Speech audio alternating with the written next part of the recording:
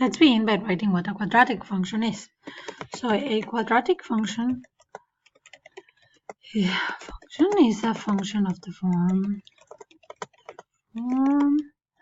and I'll write it over here. We are going to have f of x equals ax squared plus bx plus c. And the condition that we want is, we want a, b, c to be real numbers. And we are going to require that a is not 0. So we make sure that we actually have a term with x squared. So this is a polynomial function of degree 2. When we write a quadratic function in this form, this is not the only form possible, but when we write it like this, we say that this is in standard form.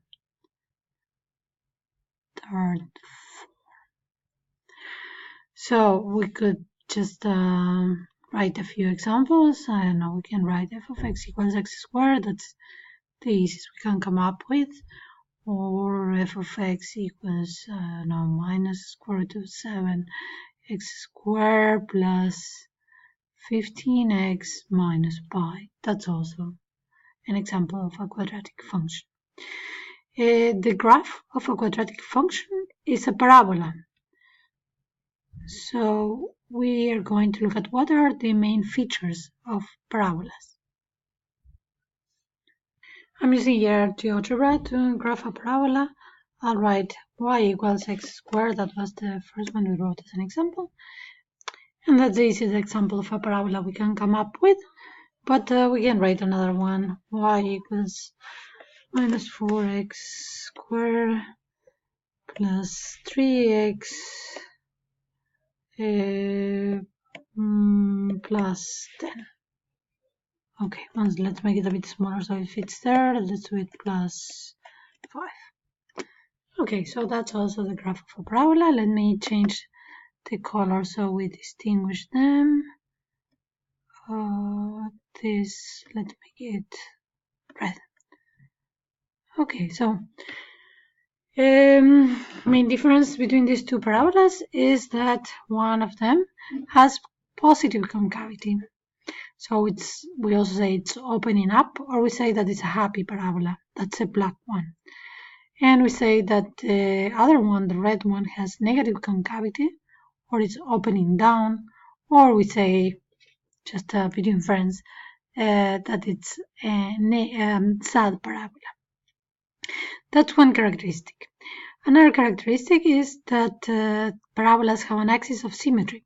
So they have a vertical line that if I fold the parabola through that vertical line, the two branches will coincide. In the case of the first parabola that we draw, the black one, y equals x squared, the axis of symmetry will be at x equals 0. Again, let me change the color so we see this better. Let's make this blue.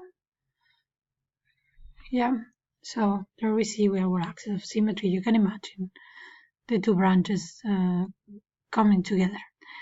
If we wanted to find where is the axis of symmetry of the red one, it could be maybe a good idea to find where is the vertex. The vertex is also called the turning point, and it's going to be either the minimum of a parabola or the maximum of the parabola, depending on the concavity. In the case of the first parabola, the easiest example we can come up with, here is the vertex, is at the point 0, 0.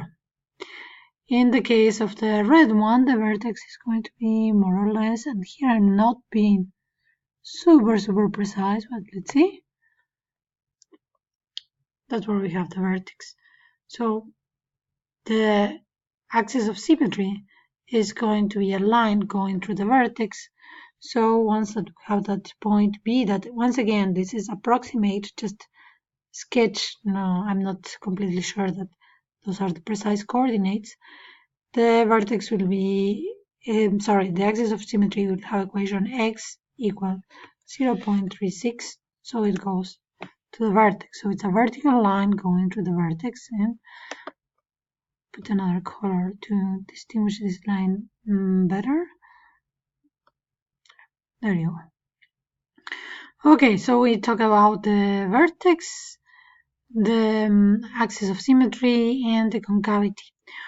We can also, like in any other function, look at what are the y-intercepts if 0 belongs to the domain of the function, so where the function crosses the x-axis. Let me signal those points. Well, in the case of the black parabola y equals x squared, we already have signaled the point 0, 0. That is where the parabola crosses the y-axis, and it's also the only point where the parabola touches the x-axis. So that is also the only x-intercept of the function. But for the red one, we have this point over here. There you go. That point over there is the y-intercept, where the sketch of the function crosses the y-axis. And we have as well two x-intercepts. One here around minus 0.9, minus, well, let me move this point. It's not very good there. We can just find it as an intersection. We intersect the red parabola and the x-axis, and there we got the 2 points that are the x-intercepts. One of them is negative 0.80 and the other one is 1.550. So those are the 5 main features we're going to look at when we have a parabola. So let me write that down.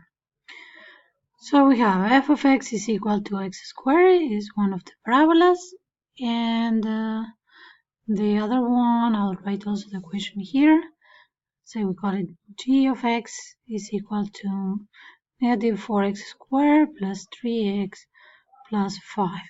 So what did we say about those two parabolas? We say that the first one has positive concavity, while the second one has negative. I'm going to show in the pictures what are the axes of symmetry. This x equals, I don't remember the number exactly, it doesn't matter here. This is the axis of symmetry for the red one.